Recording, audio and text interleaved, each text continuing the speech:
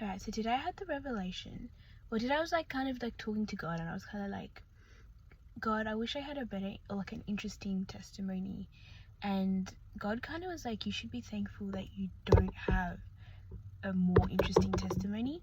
Not that my testimony is like, my testimony is boring, let's just say, in the sense that from the time I was 4 is like the like most recent time that I remember encountering God and really like standing up for my faith. And I've always had a relationship with God, and I've always pursued that relationship with God. And I just can't remember like the encounter that I had at 4 to know that God was real so like strongly, and just to stand so firmly on that.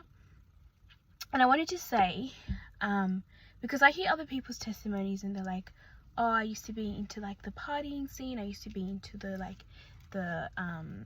the drug scene and all that stuff, and then God like revealed himself to me, or like God like healed me from like depression and all that stuff, and like suicidal thoughts. And I'm always like, God, like my testimony is so boring. And that's not to say that I don't have a testimony. My testimony is still there, but I just don't remember the encounter that I had at a young age. But I know that he's real. I don't know if that makes any sense. But while I was thinking this, and I was kind of going back and forth with God, I realized it was like God was like to me, Natasha, your testimony began before you were even born. And then I had to think. I had to be like, okay, God, you're onto something. And I had to think, and I was thinking about like just my life before I was even born and to my life now.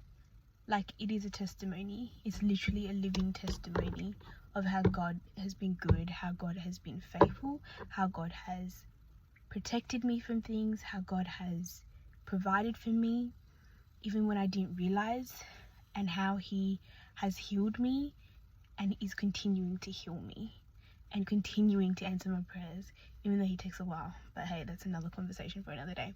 But just wanted to say, the fact that you are alive today is a testimony alone.